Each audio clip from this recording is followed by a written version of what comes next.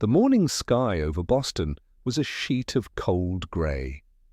Rain tapped gently against the windshield of the black SUV that wound its way through the foggy countryside, its headlights slicing through the mist.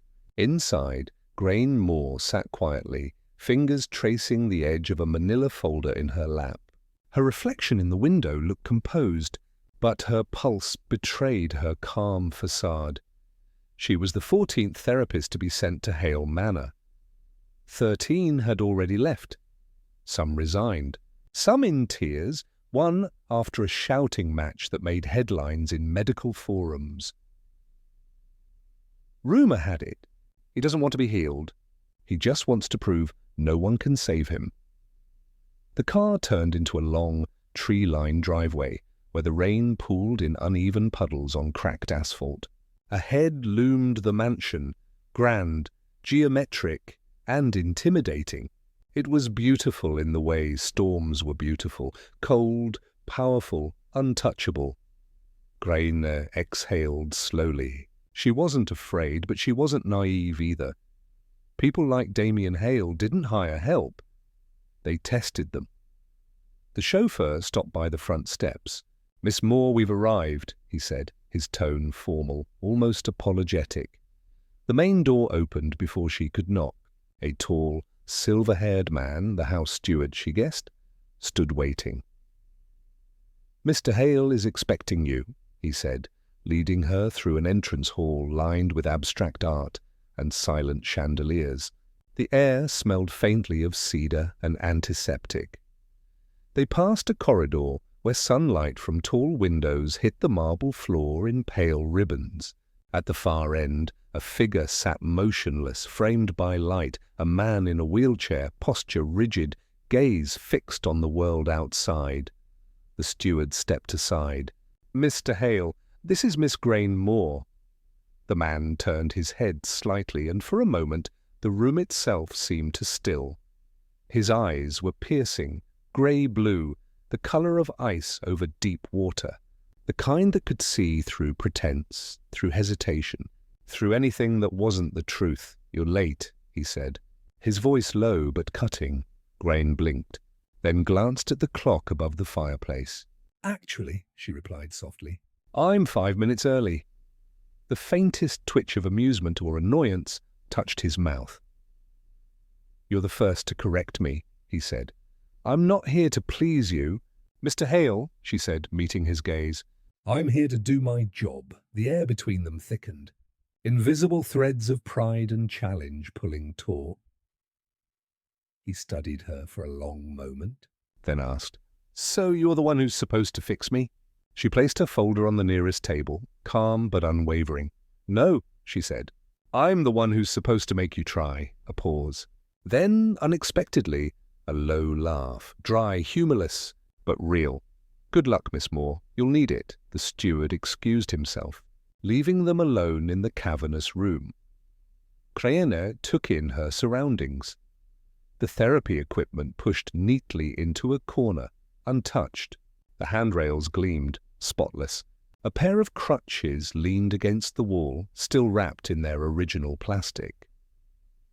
"You haven't been using any of this?" she said. "I don't do pointless exercises," Damian replied. "My legs don't work. No amount of pretending will change that." "You mean trying?" she corrected gently. He turned to her fully now, eyes narrowing. "You think I haven't tried? I've done more in 2 months than most people do in a year." She didn't flinch. "Then you stop because you hate failing." Silence fell. For the first time his expression shifted, just a flicker, but it was there. Hurt, pride, maybe even fear. He looked away, voice tight. "People like you think you understand pain.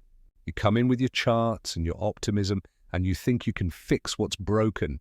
But some things stay broken." Grainne walked over to the parallel bars and ran her hand along the metal. It was cold beneath her fingertips. "Maybe," she said, "but sometimes things just need to be reminded they can move again." She turned back to him, waiting. Damian stared at her for a long while, then gave a small, disbelieving shake of his head. Yet you really have no idea what you're walking into, do you? Grainne tilted her chin slightly, her eyes steady on his. Maybe neither do you. A rumble of thunder echoed outside. The rain, once soft, now fell harder, tapping against the windows like restless fingers. Somewhere deep in the house, the sound of a clock ticking filled the silence between them. Damian finally wheeled himself toward the far side of the room, his movements sharp, controlled. Session starts tomorrow. Be on time. Tomorrow? She said, surprised. He stopped, glanced back. I don't start anything on a Monday. Bad luck. Grainne allowed herself a small smile. That's superstitious coming from a man of science. I used to believe in data, he said. Then data crashed into a wall at 80 miles an hour. Her breath caught, just for a second, the weight of his words landing heavy between them. When he disappeared down the corridor, she stood alone for a moment, her reflection faintly mirrored in the glass. The rain outside blurred the view of the forest, turning everything into shades of silver and green. Somewhere in her chest, a quiet certainty formed that she had just met the most difficult patient of her life, and maybe the one who would change it. Outside, lightning flashed. Inside, the lights flickered, a brief surge of brightness illuminating the empty training bars. The untouched wheelchair, the woman still standing by the window, and for the first time in years, Damian Hale felt something he didn't recognize anymore. Curiosity. In another part of the mansion, he whispered to himself, she won't last a week, and yet, as the echo of her calm voice replayed in his mind, I'm not here to fix you. I'm here to make you try. He knew he was already wrong. The training room smelled faintly of rubbing alcohol and lemon cleaner. Clinical, deliberate. Light from the tall windows slanted across the parallel bars, tracing long, pale lines on the floor. Grainne adjusted her clipboard with a steady hand, then folded her fingers together, sensing the rhythm of the room as she always did before a session, a small ritual to keep intentions clear. Damian Hale sat in his wheelchair, draped in a tailored blanket. He watched her with the slow, appraising gaze of a man used to calculating outcomes, assigning probabilities. There was disdain in it too, a bored arrogance that hadn't left him. You play games with time, he said flatly. You think 5 minutes make a difference? Grainne met his eyes without flinching. I don't play games, Mr. Hale. I measure progress, he scoffed. Progress. Charming word. Tell me, Miss Moore, how many of your measures broke on the first day? Only the ones that weren't based on honesty, she replied. Her voice was quiet, but it carried an edge of patience that had teeth. She stepped closer to the parallel bars, never breaking eye contact. A nurse helped tilt Damian's wheelchair toward the bars. He eased himself forward mechanically, arms folded across his chest like armor. His face was an open map of scars, not only the obvious physical ones, but edges of outrage and grief that had hardened into a permanent expression. Grainne unfastened her clipboard, set it on the shelf and removed her jacket. The room felt suddenly smaller, close with the weight of intent. She touched the metal of the bar as if greeting an old friend, then turned to him. Stand with me, please, she said simply. He lifted a brow. With you? I don't need platitudes. I need results. Grainne didn't offer a speech. She offered a stance. Her hands were warm but firm as she adjusted the grip of his hand on the bar. Place both feet on the footrests and lean forward. Let your weight be on your hands first. Damian obeyed in the way of someone who'd practiced not following instruction his entire life. His shoulders tensed. His jaw worked as if chewing a bitter memory. Grainne's thumb brushed the heel of his hand to steady him. The motion was professional and small, nothing that might be misconstrued, but the contact was a spark in a room where sparks were rare. His leg muscles twitched. Nothing monumental, only micro-movements that might have gone unnoticed by anyone less trained. But Grainne saw them like a cartographer takes in a coastline, minute changes that hinted at tides. Now shift forward, she coached. Trust the bar to hold you. Trust me to catch you, he tightened, a flinch of reflex against trust. I don't trust much. That isn't the point, she said. The point is that your body remembers things even when your mind forgets them. He gave a low, humorless laugh. So I will remember, 'cause you tell me so. How touching. She let the remark slide like water runs off glass. Move, she said. Her tone was neutral, absolutely unperformative. Damian pushed. For a heartbeat, his body pitched forward, disbelief clear on his face. He gritted his teeth. Muscles he hadn't used in months fired in fitful bursts. The bar steadied under his hands. He felt the strain, the tremor, the tiny betrayal and triumph of muscles working against old weakness. Grainne's hands hovered at his elbows, making slight corrections, a nudge at the knee, a prompt at the hip. Breathe, she instructed. One inhale, exhale again. He followed ragged and angry, and then softer. Sweat dotted his temple. His fingers paled against the metal. For a moment, the room was only the measured sound of his breath and the rain on the windows. You're trembling, she observed.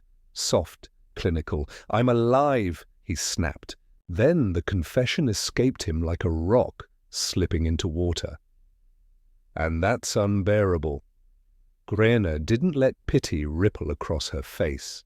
Instead, she leaned in, close enough that the scent of his cologne, expensive and bitter like citrus rind, brushed her senses. Being alive is exactly what we will work with, she said. Not with pity, not with praise. With honesty and effort. He looked up at her, something like recognition crossing his features. There was an old man somewhere under the armor.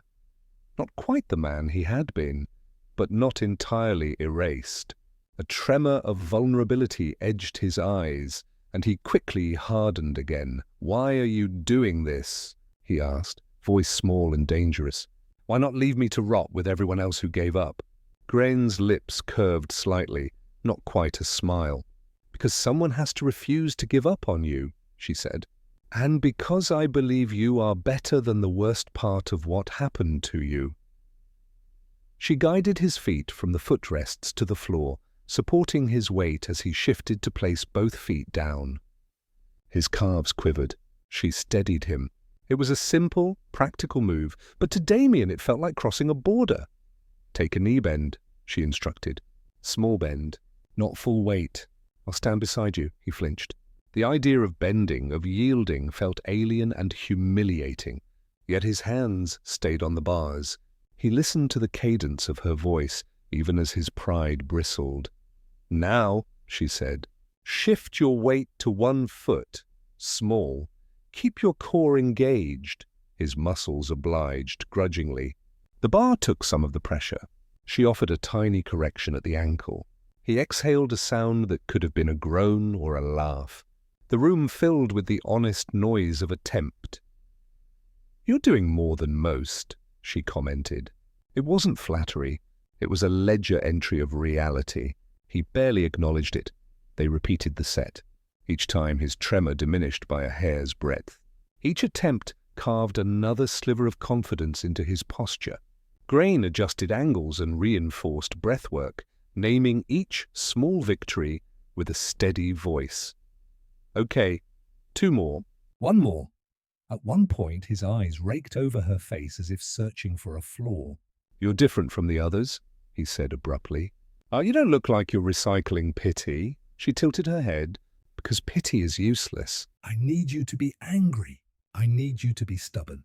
But I also need you to try, his mouth thinned. Try, he repeated, almost as if tasting a new word. Try to what? To live in a way that doesn't let the accident define your entire life, she answered. To measure the small things and let them add up. He considered the idea like a man sizing up the price of an item he couldn't yet afford. Outwardly he scoffed. Inwardly, something like hunger stirred. Lightning flashed beyond the glass, sudden and white. For an instant the whole room flared. Damian's grip went tight. Grainne adjusted his stance without needing to speak. Their hands brushed once, briefly, properly, and then retreated. He inhaled sharply and then quieter. You have no idea how many people left. Grainne's face changed, shading with something like sympathy that she didn't advertise. Then let me be the next person who doesn't leave, she said. Her tone was not pleading. It was an assertion. He huffed, a sound half scoff, half concession. You'll learn. You always learn. What I want to learn is how to make you stand, she corrected. Right now, we go again. They worked until his legs trembled and the reins slowed to a steady patter. At the end, she helped him back into his wheelchair, carefully adjusting the blanket and the strap. The day's log on her clipboard recorded objective metrics: time on feet, micro bends, balance shifts. But the most important measurement in that room was the brief relaxation of his jaw when he slept. In the chair afterward, a small softening that meant the day's effort had touched something. She turned to leave. He called out, voice rawer than before. Miss Moore? She paused, glancing back. Don't expect miracles, he said. I'm not a project. I'm not an experiment. The words were rough, defensive. She offered him the same look she had all day. Steady, boundary-shaped, careful. Then don't treat me like one, she replied. Treat yourself like you matter. She closed the door behind her, footsteps echoing down the marble hall. Outside, rain had thinned to a mist. Inside, the parallel bars stood waiting, a quiet promise between them that tomorrow they would try again. Morning light poured through the tall windows of the therapy room, slicing the quiet air into neat, pale bands. Damian sat in his wheelchair, jaw tight, hands clenched on the metal rims. He hated mornings now, hated the reminder that every sunrise was another test of how much he'd lost. Grainne stood beside the parallel bars, adjusting their height with calm precision. Her voice broke the silence, level and composed. Let's begin where we left off yesterday.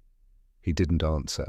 He just rolled closer, stopped, and glared at the bars as if they were an enemy he had to conquer. The nurse offered to help, but Damian waved her away with an impatient flick of his hand. I said I can do it myself. Grainne didn't interfere. She knew that letting him try and fail was part of the process. She simply stood near, clipboard at her side, eyes tracking his every move with quiet alertness. Damian positioned his chair parallel to the bars, grunted as he shifted his weight forward, and locked his hands on the cool steel. The sound of the wheels clicking against the floor echoed in the large room. For a few seconds, he hovered between sitting and standing, muscles trembling, breath harsh. Then, collapse. His legs gave way beneath him, the wheelchair screeched backward, and his body dropped with a sharp, painful thud. The nurse gasped, rushing forward, but Damian's snarl stopped her mid-step. "Don't touch me!" he barked, voice cracking under the weight of pride and pain. His fists slammed the mat. "I don't need your pity. I don't need anyone." Grainne crouched beside him, her expression unchanged. No panic, no pity, just a steady, grounded calm. "You fell?" she said softly, matter of fact. "That means your body remembered something before it forgot again." "That's progress." He looked up, furious. "Progress?" His voice was raw. "You call this progress? I can't even stand for 3 seconds." She met his rage with patience that felt almost defiant. "Then we'll aim for 4 seconds today." He gave a short, bitter laugh. "You're delusional." "Maybe," she said, "but I've seen delusion turn into recovery before." He glared at her, chest rising and falling. The storm inside him was visible. Shame, anger, helplessness, all fighting for space. He wanted to tell her to leave, to tell her that no therapy in the world could rebuild what the accident had destroyed. But her tone, her stillness, made that fury feel small, childish. Grainne extended her hand toward him, not in pity, but in invitation. "Let's do it again." He hesitated. Pride and exhaustion battled behind his eyes. Finally, with a grunt, he reached for the bar again, ignoring the pain that shot up his arm. This time, she stayed closer, not touching unless necessary. "Don't fight your body," she said quietly. "Trust it," he barked, a laugh, short and hollow. "Trust?" "Trust is for people who still believe." Her reply came like a whisper, but cut through the air. "Then start believing." "Even if it's just for a second." That sentence landed somewhere deep and where the logic of rehabilitation couldn't reach. He stared at her, seeing in her eyes no pity, no illusion, just a quiet certainty that unnerved him. And for the first time in months, he didn't argue. He set his jaw, inhaled deeply, and pushed again. His shoulders flexed under his shirt. Veins rose on his neck as he strained against the weight of gravity and despair. His palms whitened around the metal bar. For a heartbeat, it looked as if nothing would happen. And then, slowly, miraculously, his body began to rise. Grainne's breath caught. She didn't move, didn't dare to break the fragile equilibrium. Damian's legs trembled violently, his face contorted in effort. Sweat beaded on his temple and rolled down his cheek. His breath came out in gasps, sharp and uneven. "Hold it," she said softly. "Don't look down." "Keep breathing." His knees wobbled, but he didn't fall. The silence in the room grew heavy, a sacred stillness filled only by the sound of his heartbeat. He was standing, truly standing, for the first time since the accident. After a few seconds, his strength gave out. He sank back into the chair, breathing hard, sweat dripping onto his lap. But when he lifted his head, his eyes found hers, and something unspoken passed between them. Neither of them said a word. They didn't need to. Grainne smiled faintly, just enough for him to notice. "That was 6 seconds," she said quietly, almost like a secret. Damian didn't smile, but the corner of his mouth twitched. Not mockery, but something softer. "You're counting now?" he asked, voice rough. "I always count," she said, picking up her clipboard. "Even the seconds that seem small." He studied her for a moment, chest still heaving. There was no trace of triumph in his face, only a strange calm, the kind that comes after a storm has spent all its fury. Finally, he muttered almost to himself, 6 seconds. 6 seconds, she confirmed. That's how rebuilding starts. She turned away, writing quietly on her chart, giving him the dignity of silence. Damian sat there watching her. The bars gleamed under the morning sun, the scent of sweat and steel filling the room.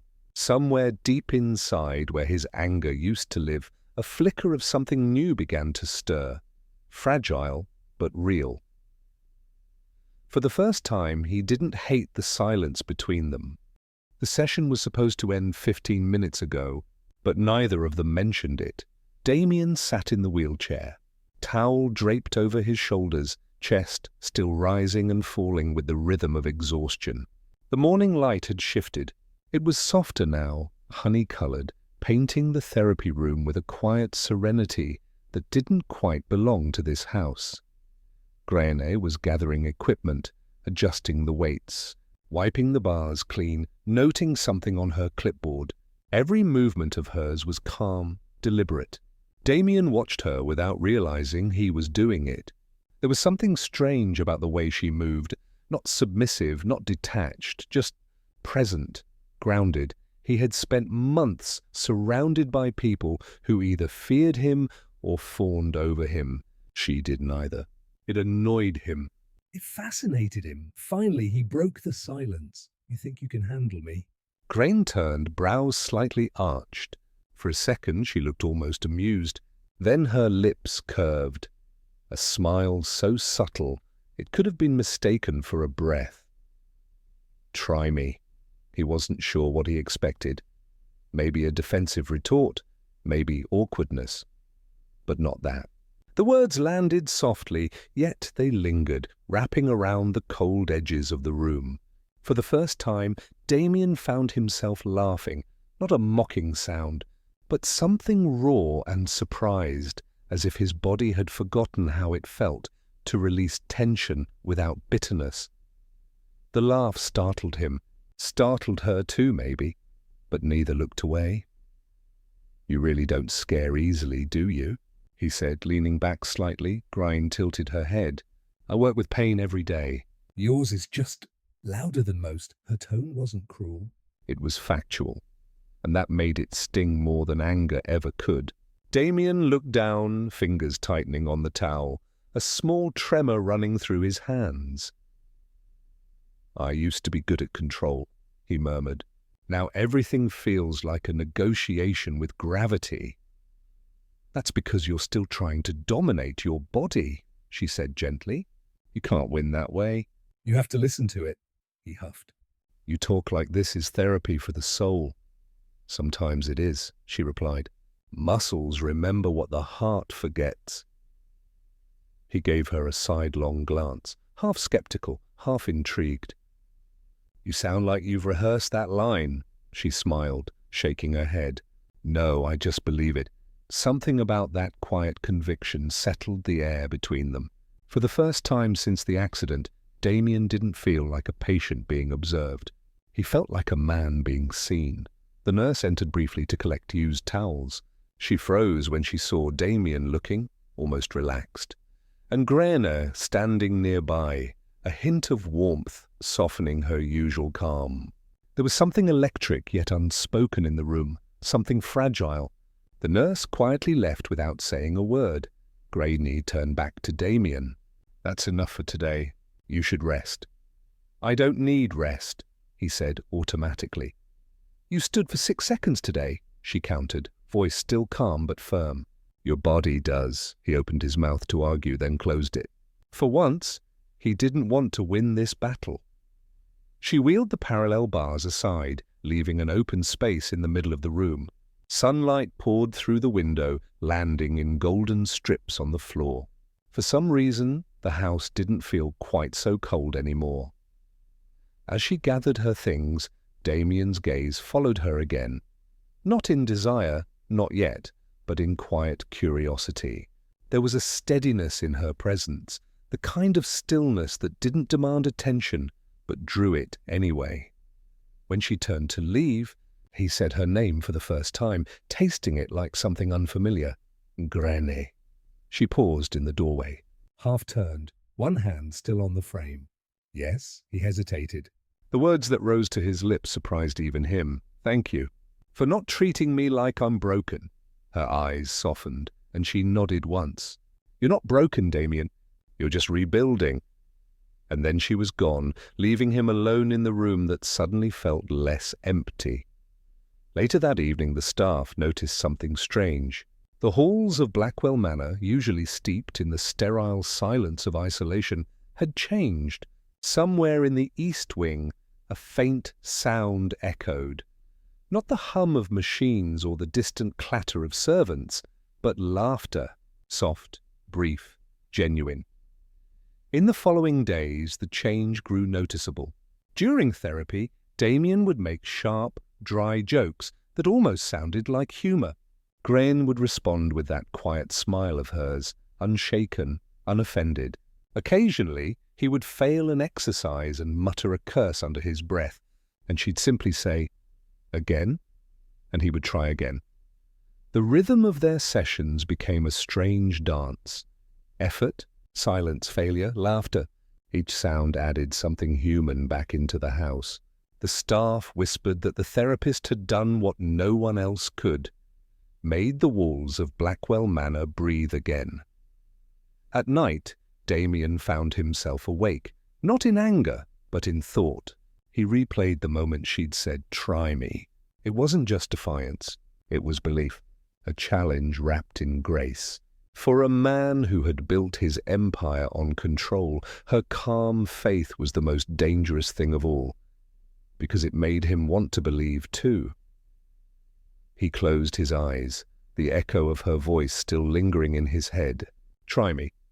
For the first time since the crash, he realized he wanted to. The storm came suddenly, a sweeping curtain of rain against the tall windows of Blackwell Manor. Thunder rolled over the hills like something alive, restless, and old.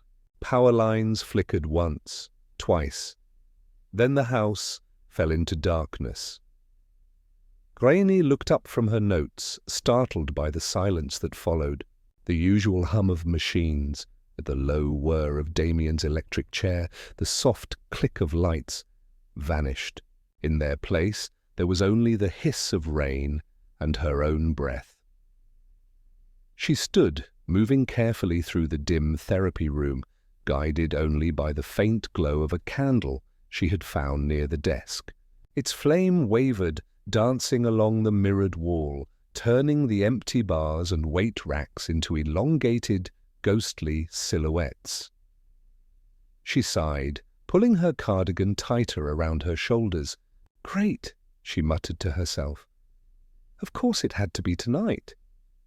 Damian's voice came from the doorway, low and steady, startling her. "Do you always talk to yourself when things go wrong?" She spun around, candlelight spilling across his face. The shadows cut sharp angles across his jaw, softening the perpetual edge in his expression. "I didn't realize you were still awake," she said. "I couldn't sleep," he replied. "The generator's out. The staff left hours ago, so it's just us," she murmured. He rolled forward slightly, the soft creak of the wheelchair blending with the sound of rain. "Seems that way." She turned back to the desk, trying to ignore the quiet pull in his tone. "I was finishing your session notes. Figured I'd stay until the storm settles."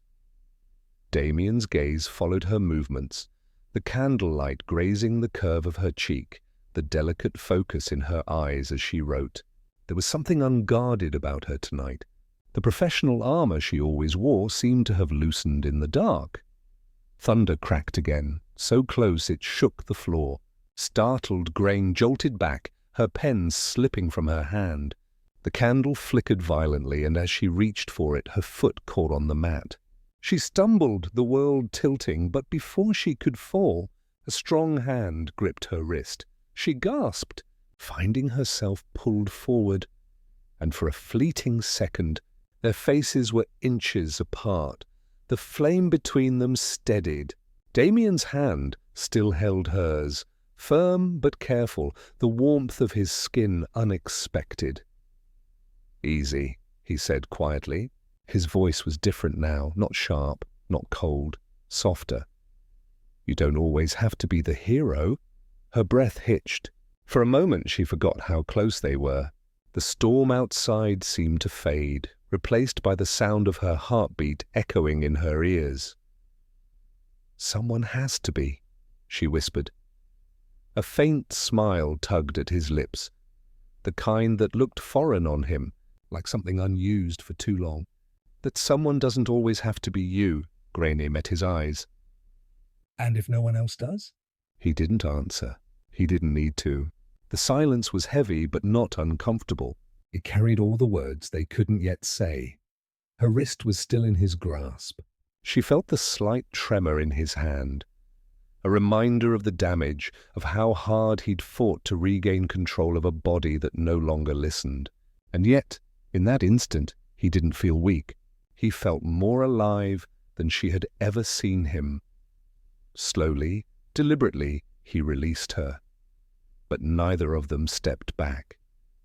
The candle's flame cast them both in a halo of gold and shadow. The air between them was thick with something unspoken. Curiosity, longing, maybe even fear.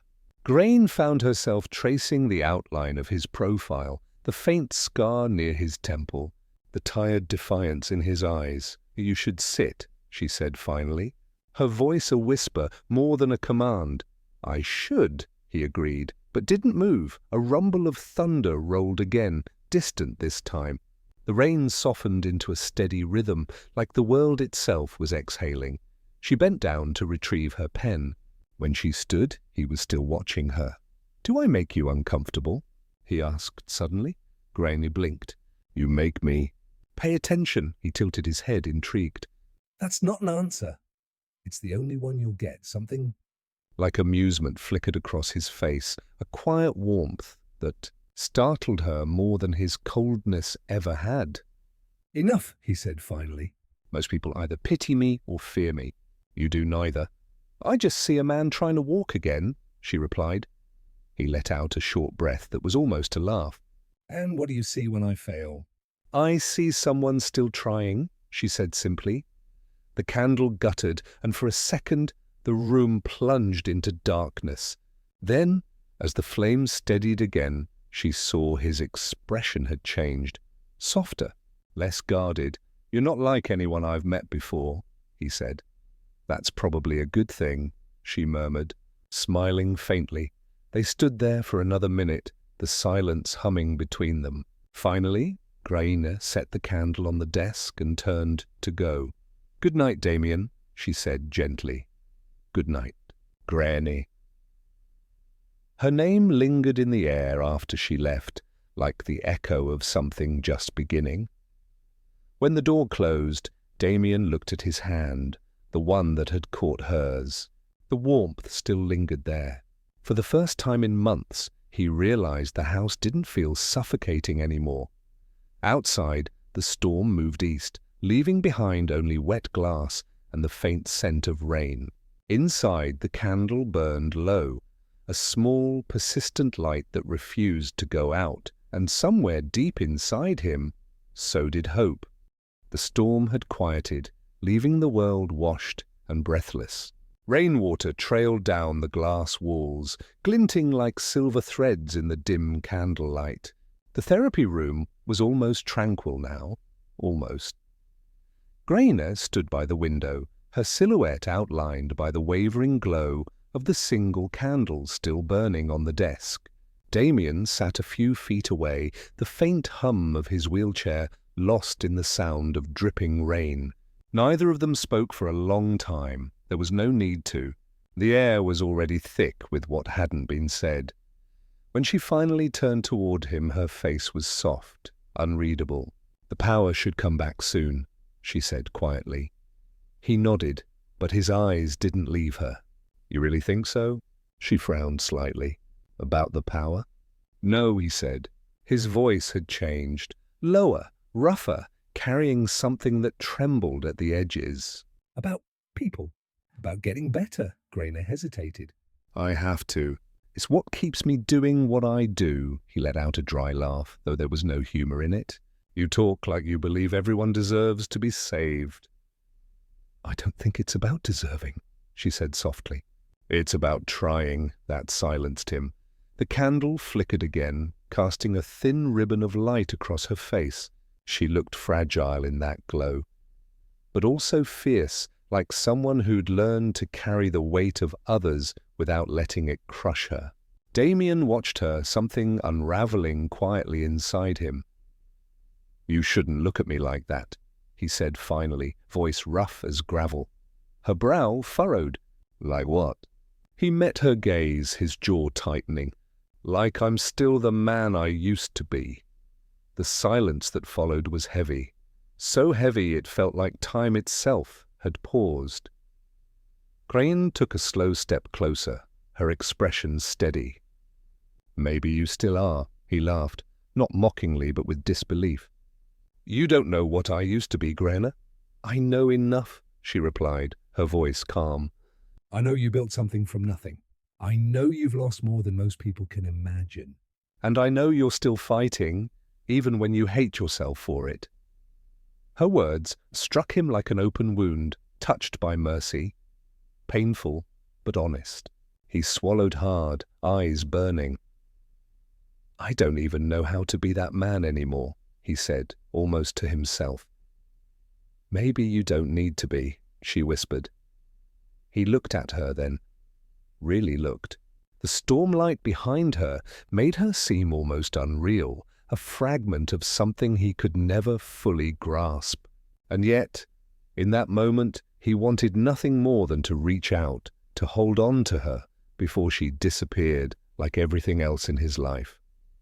Be with me, he said suddenly, his voice cracking under the weight of it, and see if I can't handle you. The words came out raw, unfiltered, a plea more than a confession.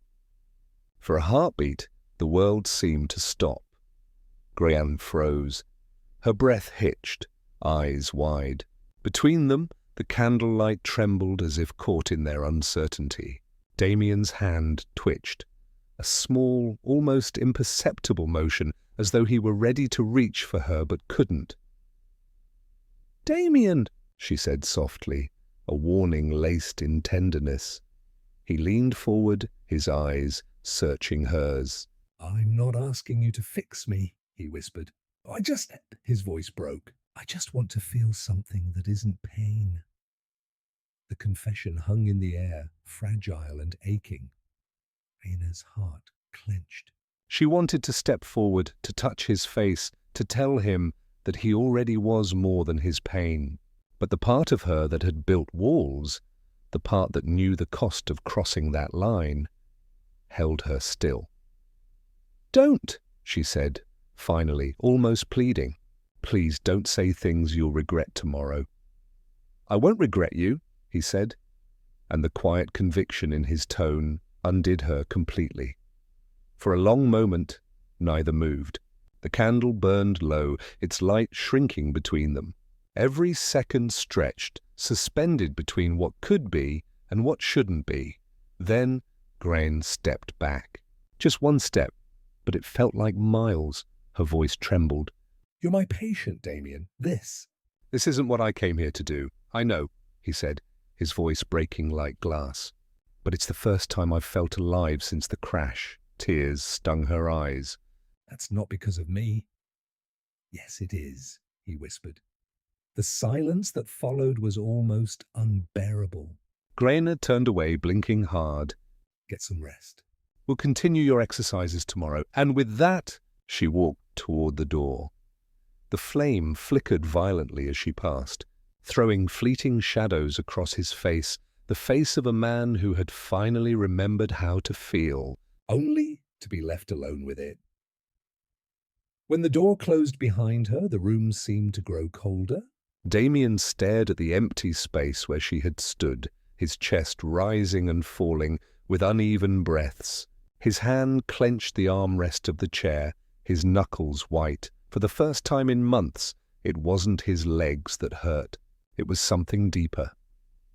He looked down at his reflection, faintly mirrored in the glass window. A man half shattered, half reborn, and whispered into the darkness, "You shouldn't have walked away, outside." Thunder rolled one last time, distant now, almost tender, like the sky mourning for him. And as the final flame guttered out, Damian realized the cruelest truth of all. The heart, once awakened, could wound far worse than any fall. It had been 2 weeks since the storm. The air in Blackwell Manor was lighter now. Not by much, but enough that even the staff whispered about it. The patient, who once dismissed everyone, now waited by the window before every therapy session. That evening, when Grainne arrived, she found the usual training equipment gone. Instead, the therapy room was softly lit with candles and a small table set for two near the grand piano. She hesitated at the door. "What is this?" Damian looked up from his chair, a faint smile curving his lips. "Dinner." "Dinner?" she echoed, confused. "Yes." He gestured toward the table. "You've been putting up with me for weeks." "I figured that deserves something better than protein shakes and awkward silences." Grainne blinked, almost laughing. "You planned this?" "Planned might be a strong word," he said dryly. "Let's say improvised." For a man who built empires on precision, his tone carried an unfamiliar warmth. Uncertain, even shy. She couldn't remember seeing him like this before. She stepped inside, and the faint scent of roasted garlic and herbs filled the air. A single violin track played through a small speaker in the corner, barely audible over the flicker of candlelight. "I didn't think you were the dinner and music type," she said, trying to hide her smile. "I wasn't," he admitted, "but apparently recovery requires—" "New experiences are," she teased. "Doctor's orders?" He smirked. "Therapist's influence." For a moment, silence stretched. But it was a different kind of silence now. Not the cold one that used to define the manor, but something softer, almost fragile. She sat across from him, and for the first time, she realized how different he looked. His posture was straighter, his eyes clearer. The bitterness that once lived in them had thinned, replaced by something dangerously close to hope. Dinner began simply. He'd ordered from a nearby Italian place, pasta, salad, bread, still warm in its basket. She teased him about over-tipping the delivery guy, and he countered that generosity was cheaper than guilt. They both laughed. It was the first genuine laughter either of them had shared since they met. As the candles burned lower, conversation drifted toward quieter places. Grainne spoke of her father, a paramedic who used to hum old Irish songs while driving her to school. He used to say people break in two ways, fast, like glass, or slow, like rust. The trick is knowing which one you are. Damian listened, his gaze softening. Which one were you? She smiled faintly. Rust, I think. Slow, quiet, but steady, he nodded thoughtfully. He sounds like someone who understood too much about pain. He did, she said quietly. Until it killed him. The words fell between them like a delicate shard. Damian didn't ask for details. He didn't need to. The weight behind her voice told him enough. When she looked up again, she was surprised to find him watching her. Not out of pity, but recognition. My accident, he began. His voice measured. Wasn't supposed to happen. I wasn't even supposed to be driving that night. But my fiancée, he paused, swallowing hard, wanted to leave, said she couldn't handle the guilt of loving someone who didn't have time for her. So I chased her. The irony is poetic, isn't it? Grainne's breath caught. I'm sorry. Don't be, he said. She made the right choice. I just didn't know it until the crash took everything else too. He gave a small, humorless laugh. For a long time I thought the accident just broke my body, but it wasn't that. It broke my will to care. The room fell quiet again. The violin track ended, replaced by the soft hum of the city outside. Grainne leaned forward, elbows resting lightly on the table. And now? He looked up at her, candlelight flickering in his eyes. Now, I don't know. You made me want to live again. Her chest tightened. It wasn't the words themselves. It was how he said them, quietly, without expectation, like a man admitting a secret to himself for the first time. She forced herself to hold his gaze. Damian? He smiled faintly. Don't worry. I'm not asking for anything. But the way he said it made her heart ache. He lifted his glass slightly, toasting the air between them. To second chances? Whatever they look like, she clinked her water glass against his wine. To progress, she said softly. He nodded. Progress. The faint sound of rain began again, softer this time, almost rhythmic. Candlelight shimmered against the piano keys nearby, casting stripes of gold across the polished surface. When Grainne rose to leave, Damian moved his chair back, insisting on seeing her to the door. Thank you, she said.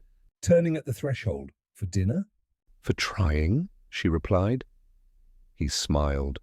Not the polished public smile of a CEO, but a small, genuine curve of lips that reached his eyes.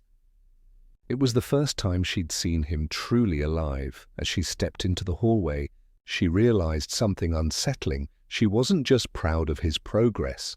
She cared, and that terrified her. Because no matter how she tried to draw the line between healer and patient, every shared moment kept blurring it. One candle, one confession, one heartbeat at a time. The next morning began with sunlight, pale, deceptive sunlight that slipped through the tall windows of Blackwell Manor and made everything seem almost peaceful. Grainne arrived early for their session, a cup of coffee warming her hands as she crossed the courtyard. The house felt unusually awake, voices echoing faintly down the marble hallways, the click of heels on tile. For a moment, she thought maybe the staff had company. Then she saw her. Victoria Hale, the name came to her later, whispered by a housemaid in the corridor. But she didn't need anyone to tell her who the woman was. It was written in every line of the stranger's posture, every familiar glance she cast around the room, as if reclaiming old territory. Victoria stood in the grand foyer. Tall, elegant, poised in a fitted beige coat, her hair the colour of champagne. There was a fragile smile on her lips, the kind born of guilt rather than joy. And across from her, Damian sat in his wheelchair, looking up at her. It was the way he looked, the slight tilt of his head, the softness in his eyes, that froze Grainne where she stood. For a heartbeat, she couldn't breathe. "I shouldn't have come," Victoria was saying, her voice hushed but clear. "I just needed to see you." "You don't owe me an apology," Damian replied evenly. You made your choice. I didn't know it would feel like this, she said, glancing at the floor. Losing you was easier when I thought you hated me. Grainne took a step back, her heart thudding painfully. She hadn't meant to overhear, hadn't meant to intrude, but the sight before her was already carving itself into memory. Victoria reached out, resting a hand lightly on Damian's armrest. You look stronger, she said softly. He gave a faint, polite smile. Thanks to someone who refuses to give up on me. Grainne felt that line like a blade, sharp, unintentional, but deep. She turned, meaning to leave quietly, before either of them noticed her. But the reflection in the polished glass betrayed her. Damian saw her just as she reached the door. "Grainne, wait!" His voice cracked through the quiet like thunder. She stopped, but didn't turn. Victoria looked between them, realization dawning. The kind of understanding only a woman could have. Grainne forced her voice to stay steady. "You don't need me anymore, Mr. Blackwell." "Grainne," he said again, this time more desperate. "It's not what you think." She turned then, meeting his gaze. His eyes, those dark, stormy eyes, were pleading. But all she could see was the space between him and Victoria, and how easily she fit into his world in a way Grainne never would. "Don't," she whispered. "Please don't make this harder." Victoria stepped back, her face a careful mask of poise. "I should go," she murmured, her tone surprisingly gentle. You two should talk, but Grainne was already moving toward the door.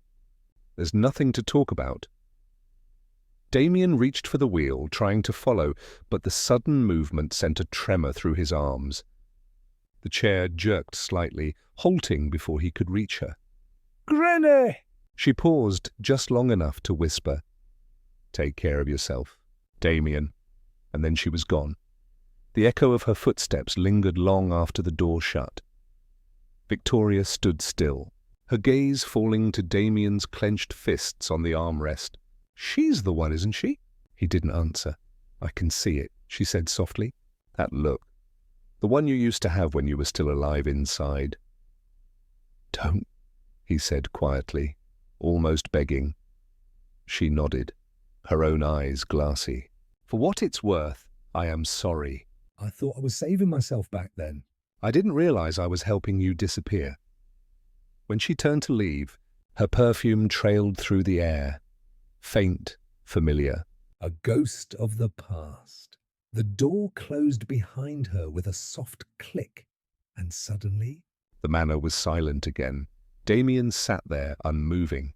The candle from last night's dinner still sat on the table beside him, its wick burned down to nothing but ash. His hands gripped the wheels until his knuckles went white, the muscles in his arms trembling with restrained emotion. "She's gone," he whispered, voice breaking. He wasn't sure if he meant Victoria or Grainne. The rain began again outside. As if the world couldn't stand the silence either. He stared out the window, watching the drops trail down the glass. Somewhere beyond the storm, Grainne was walking away. And for the first time since the accident, he didn't feel fear at being left behind. He felt hollow. Completely, devastatingly hollow. He reached down and picked up the glass of water still on the table, left from last night's dinner. The reflection of the flame still danced faintly in it, distorted by movement. He set it down carefully, then buried his face in his hands. He had fought to walk again, fought to live again. And now, with her gone, he wasn't sure why anymore. The house creaked with wind, echoing like an empty cathedral. And in that vast loneliness, Damian whispered the truth no one else could hear. I'd trade every step if it meant she'd stay. The house felt different without her. Not quieter, just emptier, like every sound had forgotten how to echo. For days after Grainne left, Damian avoided the therapy room. He couldn't bear the sight of it. The parallel bars gleaming under the morning light, the faint scent of her jasmine lotion still lingering on the towels. It was as if her absence had taken the warmth out of the air. He sat by the window most mornings, staring at the grey skyline. The world outside moved on without him, cars slicing through puddles, people rushing to places that mattered. Inside, time slowed to a crawl. His chair creaked when he finally turned it toward the training room. The double doors stood open, a gaping reminder of everything he'd lost. She's not coming back, he murmured to no one. The words burned on the way out. But something inside him, something she had left behind, whispered back, then stand anyway. He rolled toward the bars. The room was colder than he remembered. The candle that once sat on the desk had melted into a shapeless puddle of wax. The clipboard lay where she had last left it, a few pages filled with her neat, slanted handwriting. Patient shows significant progress in muscle coordination. Emotional resistance remains high, he smiled faintly. Emotional resistance, he repeated. You have no idea. His hands tightened around the rims of the chair.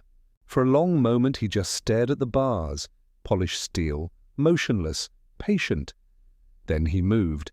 The sound of the brakes unlocking broke the stillness. Slowly he positioned the chair between the bars, the same way she used to do it for him. He braced his arms, gripping the rails tightly. His muscles trembled as soon as he tried to lift himself. The pain hit like electricity, sharp, merciless. His arms shook, his breath caught in his throat. He fell back into the chair with a heavy thud. The impact rattled through him, the echo cruel in the silence. Again, he muttered. He tried once more. And again, and again. Each time, the pain came faster, deeper, until sweat ran down his temples, mixing with the tears he hadn't realized were there. The memory of her voice rose above the agony. Don't fight your body. Trust it, he clenched his jaw. You said trust, not surrender. He pulled himself up again, arms straining, body rebelling. For a moment, he was halfway there. Then his strength gave out. He crashed to the floor. The sound was dull, final. For a second, he just lay there, staring at the ceiling. The chandelier above him looked impossibly far away. This is pathetic, he whispered, his breath uneven. You'd probably say I'm being dramatic. He almost laughed, almost. But then something else came, quieter, rawer. Her voice again, not from memory, but from somewhere deeper. You can stand, Damian. I know you can, he turned his head. The parallel bars loomed beside him like a challenge. His hands curled into fists against the mat. She believed I could stand, he said aloud, his voice breaking. I'll prove her right. It wasn't anger this time. It wasn't pride. It was something cleaner. A kind of surrender that wasn't about giving up, but about giving in to faith. Hers. He pressed his palms flat to the floor and pushed. His arms screamed in protest. His legs trembled violently, unused to carrying him. His breathing turned ragged, shallow. But inch by inch he rose, one hand gripped the bar. Then the other, his knees wobbled. His balance faltered, but he didn't stop. Every heartbeat felt like a drum against his ribs, every second an eternity balanced on the edge of failure, and then, somehow, he was upright. For a long, stunned moment he didn't move. He just stood there, every muscle quivering, every nerve alive with disbelief. He looked down at his feet, both planted firmly on the ground. A laugh escaped him. Small and broken, but real. She was right, he whispered. I can stand. The tears came freely then, and not of pain, but of release. He stood there for what felt like forever, gripping the bars as though they anchored him to life itself. When his legs finally gave out, he sank back into the chair, breathless but smiling. For the first time since the crash, the silence of the house didn't feel like a tomb. It felt like a witness. He looked toward the door, the one she used to walk through every morning, and said quietly, almost like a prayer, "I'll find you, and when I do, I'll walk to you." The rain began to fall again outside, soft and steady. But this time it didn't sound lonely. Inside Blackwell Manor, one man had stood up again, and in doing so remembered what it meant to live. The morning began like any other, grey sky, distant rain, the scent of coffee cooling untouched on Damian's desk. The mansion was quiet again, but it was no longer the silence of grief. It was the stillness before something sacred. He sat in the therapy room, staring at the parallel bars where he had fallen 100 times, and stood once.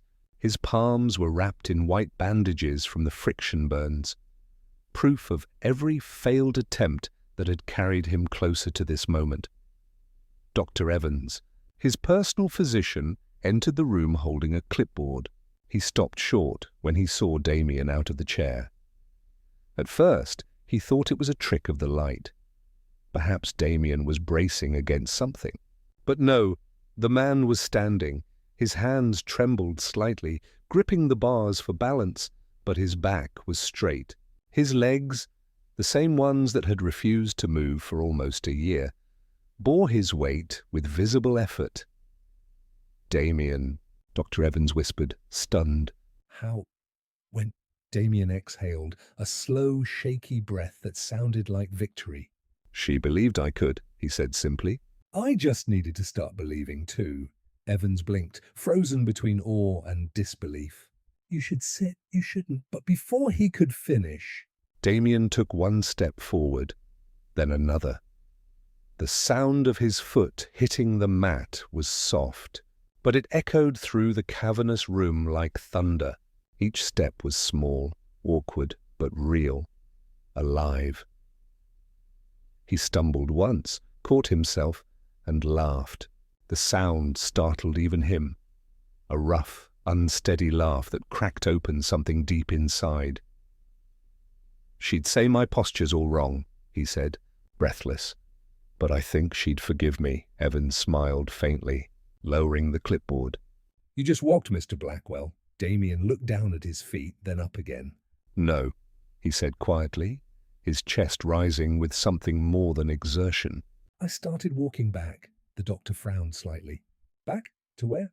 He looked toward the window, toward the world beyond the rain, and smiled for the first time in months. To her, across the city, the sky broke open with the same soft drizzle. In a small community clinic tucked between rows of brownstone houses, Grainne was adjusting the brace of a young boy recovering from a leg fracture. "Try to take one more step," she encouraged gently, her voice patient but firm. The boy hesitated, then did as told, a tiny shuffle forward. Grainne smiled, clapping once. That's it, see? "You did it." But then, as the child laughed, something in her chest twisted. A strange stillness came over her. Not pain, not sadness, but a pull. Her hand froze mid-air. The laughter faded to the background. "Miss Grainne?" the boy asked softly. She blinked, forcing a smile. I'm okay, just felt a little dizzy, but it wasn't dizziness. It was a wave, invisible, familiar, reaching her from somewhere far away. For reasons she couldn't explain, her heartbeat quickened, the scent of rain against glass, the sound of steady breathing, a pair of dark eyes meeting hers in candlelight, the ghost of a voice saying, "You can stand, Damian." I know you can. Her throat tightened. At that exact moment, miles away, Damian stood alone in the middle of the therapy room, drenched in sweat, trembling, but upright. He took another step, slow and deliberate, his reflection catching in the glass wall. For the first time, the man staring back at him wasn't broken. He whispered her name, barely a breath. Grainne. It hung in the air like a prayer, and somehow, across that invisible distance, she lifted her head. Her patient tugged her sleeve. Miss Grainne, are you sure you're okay? She smiled faintly, though her eyes glistened. I think someone just took their first steps. The boy grinned without understanding, and she brushed his hair fondly, hiding the tremor in her fingers.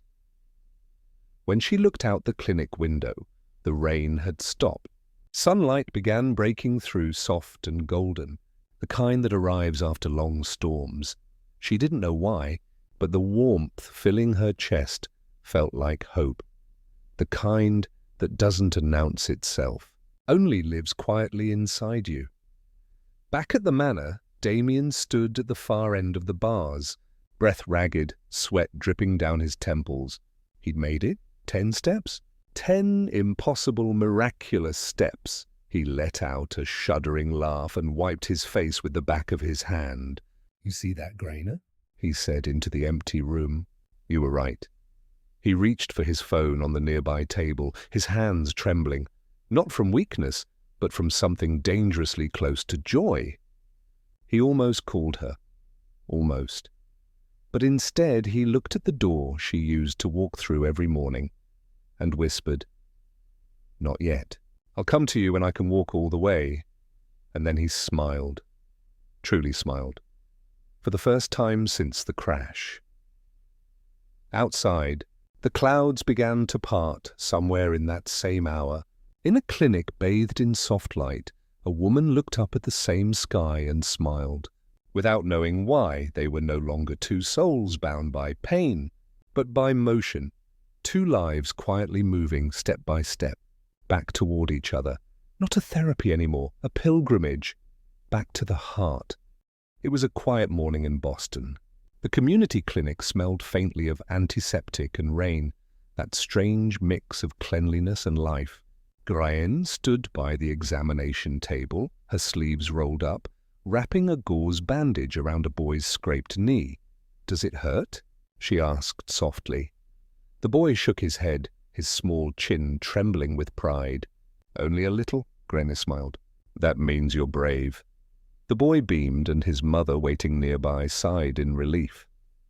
It was an ordinary morning, or at least it should have been, until the bell over the front door chimed. She didn't look up right away. The clinic was always busy. People came and went. But something about the sound, the rhythm of the steps that followed, made her hand freeze mid-motion. It wasn't the shuffle of an old man with a cane, nor the hesitant limp of someone recovering. These were steady, deliberate steps, strong, even, confident. A man's voice spoke to the receptionist. Deep, smooth, familiar. "I'm looking for Miss Moore." The world seemed to tilt slightly. The name echoed inside her like a memory unburied too soon. She turned, slowly, as if afraid that any sudden movement would shatter the illusion. And there he was. Damian, standing, no wheelchair, No crutches, no shadow of the man who once stared at the floor in defeat. His suit was simple, charcoal grey, perfectly cut. But it wasn't the fabric that made people stare. It was the way he wore it. He owned the room, the way sunlight owned a window once it passed through. His eyes found hers instantly, as if he'd been following the invisible thread between them all this time. Grainne's breath caught. Her hands trembled slightly, and the bandage she was holding slipped to the floor. The boy on the table looked between them, puzzled. "Miss Grainne?" She barely heard him. Her lips parted, but no words came out. Damian smiled faintly, or that same crooked half-smile she used to tease him about. But now it was different. There was no bitterness, no hesitation. Only warmth. He took one slow, careful step toward her. Then another. Every step was a declaration. I made it back. When he stopped a few feet away, the room had gone utterly silent. Even the ticking clock on the wall seemed to hold its breath. "You didn't just heal my legs, Grainne," he said softly. "You healed the part of me that stopped believing in love." The words hung in the air, trembling, fragile, and then they broke her. Her vision blurred. The tears came without warning, burning hot against her cheeks. For weeks she had buried everything, the guilt, the longing, the hope, under the weight of duty and silence. Now it all came undone. She covered her mouth, trying to stifle a sob, but it escaped anyway. Raw, real, uncontrollable. Damian moved closer, his voice low and steady. "Hey, it's okay." She shook her head. "No, it's not." You shouldn't be here. You shouldn't be standing," he smiled. "Maybe not." "But you taught me to do the impossible." When she didn't move, he reached out, slowly, carefully, as though approaching a wounded bird.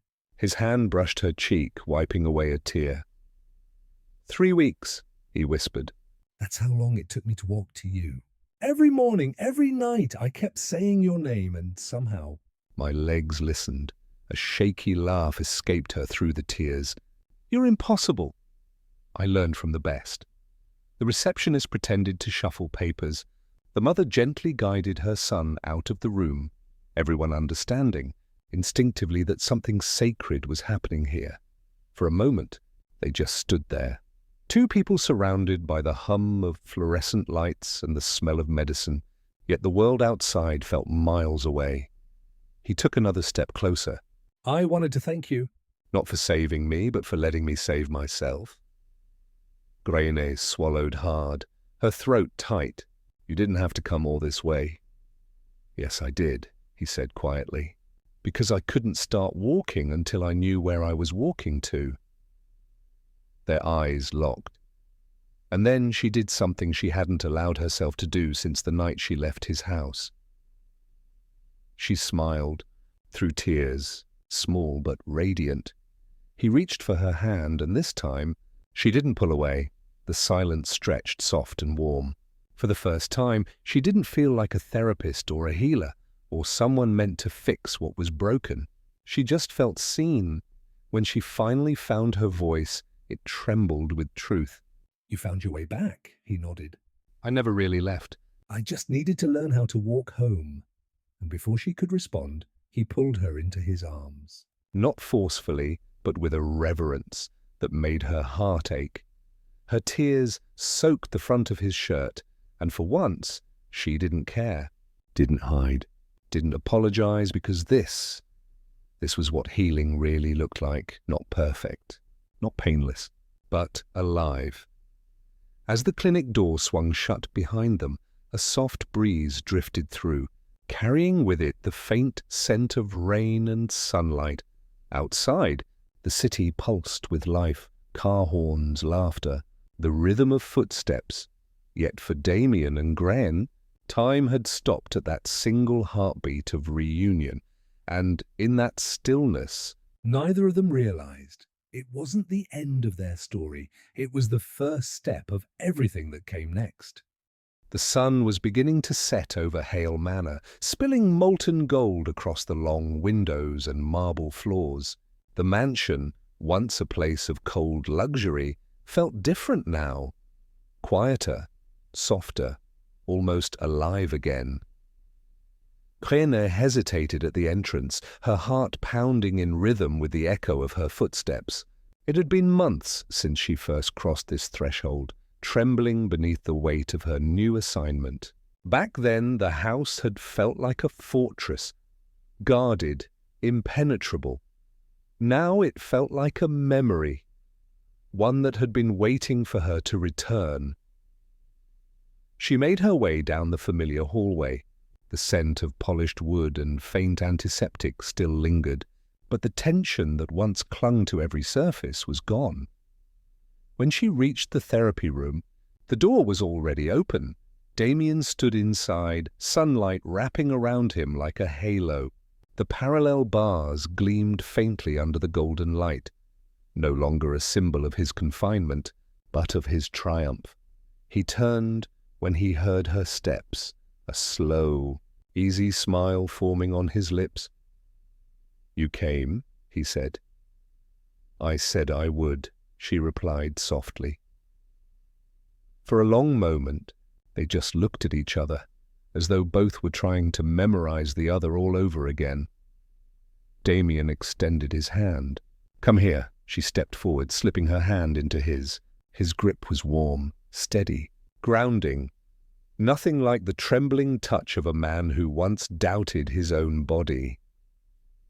"This," he said quietly, glancing around the room, "is where I learned to stand," she nodded, her throat tightening. The sunlight hit the metal bars, throwing lines of gold across his face. He met her eyes. "Today I want to learn how to stand with you." The words hung between them. Simple, but carrying the weight of everything they had been through. Grainne blinked, tears threatening to rise. "And if you fall?" Damian's smile deepened. The kind of smile that came not from perfection, but from peace. "Then you'll help me back up," he said, softly, "like you always do." For a second, neither moved. Then Grainne stepped closer, until there was no distance left between them. His hand came up to her cheek, thumb brushing away a single tear. "You really think I'll be here every time?" she whispered, voice trembling. He nodded. "No, Grainne." "I know you will." Her breath hitched, and then without another word, she wrapped her arms around him. It wasn't a dramatic embrace, not the kind born from desperation or guilt. It was quiet, steady, full of the kind of love that grows slowly and stays forever. Damian's arms came around her, pulling her closer. The faint scent of her hair, lavender and rain, grounded him more than any therapy ever could. Outside, the sun dipped lower, the light deepening from gold to amber. It filtered through the tall windows, spilling across the parallel bars, painting them in shades of orange and fire. The steel that once represented his pain now glowed, a sculpture of survival, a monument to everything they had overcome. He murmured against her hair. "I used to think healing meant walking again." "But it's this. It's you. You made me want to live," Grainne smiled through tears. "And you made me believe it was okay to fall sometimes." They stayed like that. Two silhouettes framed by dying light, their shadows long and intertwined across the wooden floor. After a while, Damian pulled back, just enough to look at her. "Do you realize," he said, voice low, "that this is where we first fought?" Grainne laughed softly. "You mean when you told me I was wasting my time?" "I was wrong." "Yes," she teased. "You were." He chuckled, shaking his head. "You're never going to let me forget that, are you?" "Not a chance." He leaned in, resting his forehead against hers. "Good, I need you to remind me who I was." "And who I am now." Her fingers brushed his jawline, the faint stubble, the warmth beneath her touch. "You don't need me for that, Damian." "You already know?" "Maybe," he said. "But it feels better when you say it." Their lips met then, slow, gentle, full of everything they hadn't said. The kiss wasn't fiery or rushed. It was an exhale, a release, the meeting of two hearts that had finally found home. When they pulled apart, the room was nearly dark. Only the last threads of sunlight clung to the bars, turning the cold steel into a glowing sculpture of gold. Grainne looked at it and smiled. It's beautiful now. Damian followed her gaze. It always was. I just couldn't see it before. Outside, the evening breeze swept through the open windows, carrying the scent of rain and the sound of distant city life. Inside, everything was still. The quiet heartbeat of a place that had finally witnessed healing. He squeezed her hand one last time. No contracts. No walls, she finished for him. Just us. And as the light faded completely, they stood together, not as a therapist and patient, not as a billionaire and a healer, but as two souls who had learned that love isn't about never falling. It's about having someone who will always help you rise again.